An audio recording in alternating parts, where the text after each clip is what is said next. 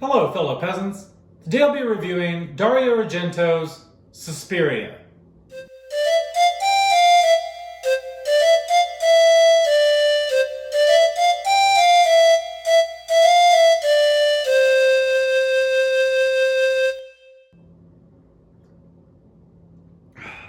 Alright guys, I just watched Suspiria from 1977 for about the third time ever. I've owned the film since 2018. I bought the Synapse standard Blu-ray that is it's a 1080p disc, but it has a 4K transfer compressed onto it. It's an excellent Blu-ray, excellent transfer. It's the reason why I haven't upgraded yet to the Synapse 2019 4K. It's just because usually when you go from a 4K compressed on a 1080p to a full 4K, you don't get much of a bump in resolution. You really only are buying it for the HDR. But anyway, the first time I ever saw this film, I didn't really care for it. I thought it was a bit overrated because it just has so much hype around it and people calling it a masterpiece. And I don't necessarily disagree with that now. I think there's arguments for that now on my third watch. I think the reason I didn't really care for it the first time was because it was so left field compared to what I'm used to watching in terms of horror. Like, this is a 70s film, this is a Giallo film, this is a Dario Argento film. And so with those three things combined, you know, it's a very niche style. It's a very niche genre within the horror genre, the thriller genre, within the film industry. And so I was just kind of put off guard because I didn't know what to expect. And I think because it was so different that I was like, I don't know about this. You know, on my second watch, I was like, I like it a little more, but it's still not my cup of tea, really. It's not, I mean, it's a good film. It's a good film. I've never found it to be a great film. I've never found it to be close to perfection in my eyes, I guess, like some people see it. So let's get into what I like and what I don't like about Suspiria. So what I like about Suspiria is the overall concept, you know, girl from New York, or I think Susie's actually from Ohio, but she flies out of New York to go to Germany, to the dance academy. And the whole idea that this girl is a fish out of water, she moves overseas to this academy to do dance, and it turns out there's a series of murders happening, and that it's like basically a cover. Like the dance academy is a front for a witch coven. And she slowly learns this over time, and it's not really up until about the third act when she meets with one of the deceased girl's friends and psychiatrists that she learns, like, okay, like I'm in some deep shit here, you know. But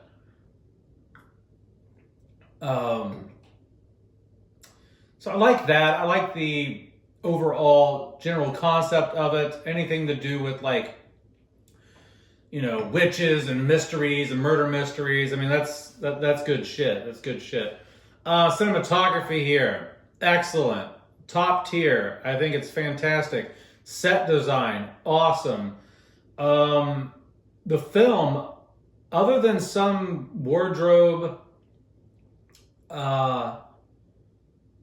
choices, the telephones and the vehicles, this film looks still very slick, very hip. Like, and like the way it was shot, how stylized some of the wallpapers are and things like that. It's very slick. It's very modern looking. I could only imagine at the time in like the late 70s watching not just this film, but any Dario Argento film. His films just had an edge. They had a slickness to them, a very modern look. And I think he was a bit ahead of his time in terms of like the style of his film and things like that. What else do I like about the film? I think the performances are good here. Once again, these are dubbed over like other Argento films that I've watched. I haven't watched the actual like legit one with the actual Italian audio. I don't know if my Blu-ray has that or not. Maybe it does. I don't know. But there was an option on my Blu-ray where it was like you can play the credits in Italian or you can play the credits in English. I chose to play the credits in Italian, but it's still dubbed over in English. And yeah, so I think it's slick. I think the choices here are good. The performances are good. Everyone here does a good job. There are some moments where it's a little cheesy. It's a little cheap. Speaking of set design, the glass breaks. Like you can just breathe on glass in a Dario Argento film, and it breaks. Like the one scene where the girl's like flying backwards and she like bumps up against the shower or something. It's just like the glass just breaks like effortlessly, and I'm like, okay, maybe it shouldn't have broke that easy. It just makes it look, when the glass breaks that easily like your movement doesn't justify the breaking of the glass, it makes it really feel like it's a set. You know what I mean? But yeah, I noticed that. But yeah, overall, like just the vibe, the tone, the look, all that's great. I like the pacing here better this time. First few times I watched the film, I found it to be boring. I thought it dragged on, not much was happening. This time I think it went by a little faster for me. I don't know why, but it did. I picked up on things I didn't pick up on before. And truth be told, one of the main negatives I had with the film prior to this was the ending. I for some reason I thought the first few times I watched the film that the ending it felt rushed or lackluster, or it didn't quite make a whole lot of sense. But now I think it's a good ending. I do. I think it's a good ending because I think what happened was I missed out on. I must have just skipped over for some reason. Like the first few times I watched it, I must just not have pieced together anything about Helena, the original witch. I think that's her name, right? Helena, the original witch, who started the Academy, the Coven. And I was like, who is this bitch in this bed that she's like trying to stab? That's like invisible, or I'm like, it was just me being a dumbass and not paying attention probably the first few watches. But now that I understand, oh, okay, like that's her. She's the one who started it. She's the one the psychiatrist was talking about and the scientists were talking about. And once she kills her, the Coven can't go on without her. They get their power through her, so now they all have to die. So that made sense. And then just in general, I just enjoyed the ending this time a lot more for some reason. I don't know. So that adds some points to the board for my review score for this film. But my negatives, I guess, would still be, it does drag in some places. Some places I'm just like, okay. Some things are just not explained. Like there's like a really bad moment. Like the first kill in the film, when that girl goes to her friend's house and she gets killed, and she's getting stabbed through the window, right? Like she gets killed in the window, and then all of a sudden she's like outside on some like, balcony or veranda somewhere, and the next thing you know, she's laying on top of a light on top of the building. I don't know what the fuck was going on, but somehow they jumped from her inside the building to outside the building. I thought that was a horrible jump because it sounds minor, like a minor nitpick, but it's really not. It's a really shitty edit. And I don't like when films just like take you from one location in a building or something to the next room, and you're like, wait a minute, how the fuck did we get to this room? Like we were in the kitchen, and literally 3 seconds later we're in the living room. It's like, can we not see like a struggle between the two people, going in between the rooms? So Yeah, I don't know. That's a nitpick. I think some of the dub work in here is bad. It lines up okay. It's not as good as Tenebrae or Cat o' Nine Tails dialogue lining up with the mouths. But still, just overall, I think that I think the performances are good in terms of physicality.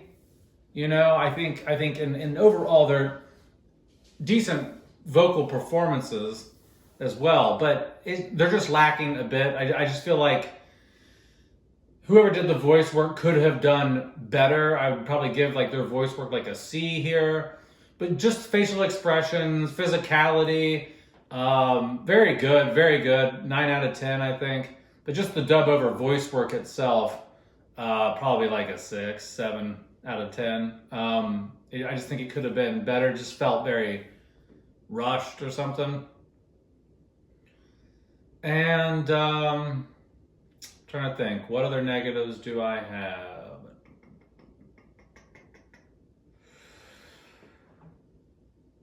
I think some sequences, this kind of bleeds into like the pacing being a little too slow in points.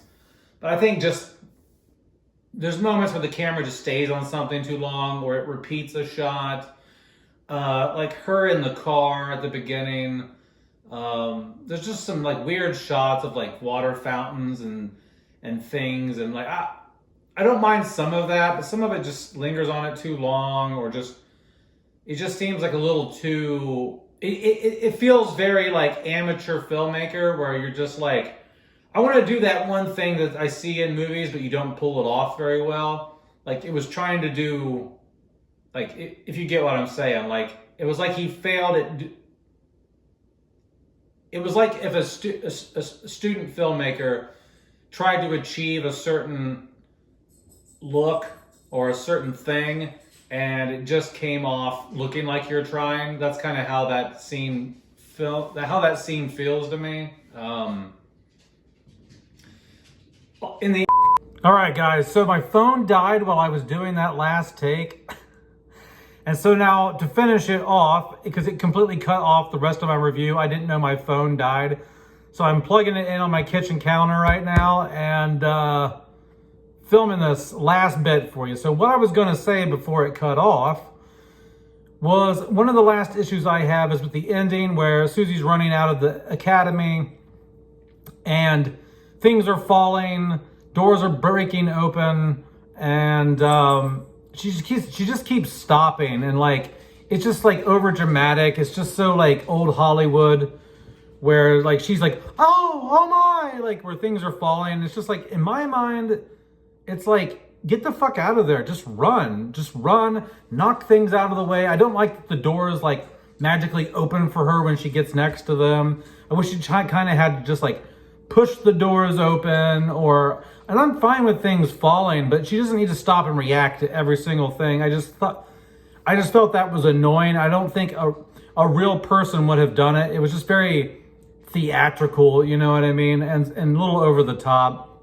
But all in all, guys, if I were to rate Suspiria now, after this being my third viewing, I would say it's about a 7.5. The only thing that really stops it from being higher is the execution of the overall concept. I feel that it could have been done a little better with slightly better pacing. I think the dub work could have been done a little bit better. I've never seen the original Italian version, but based on what I've seen, I think the film, the arguments can be there for this to be a master. I understand how people can see this as a masterpiece. I understand it. But what gave it the 7.5, in my opinion, is the style, the concept, the set design. It's a gorgeous film. It's amazing to look at. It's just that there's a little more style than substance, I find, with Suspiria, and that's a through line that goes through Dario Argento's filmography, in my opinion. My favorite Dario Argento film is Tenebrae. Second would be The Cat o' Nine Tails, and this would be my third favorite. Yeah, guys, that's it. Let me know down in the comments below what you think about Dario Argento's Suspiria. I have other Dario Argento reviews here on the channel. You can watch my thoughts on Tenebrae, Phenomena, The Cat o' Nine Tails, and Inferno. I have not yet seen any of the other films of his. I have yet to see Deep Red. I have yet to see The Bird with the Crystal Plumage. I have yet to see... There's a lot I haven't seen of his. I'm making my way through them slowly, but that's it. That's it, guys. Have a good one, peasants. Peace out. Bye-bye.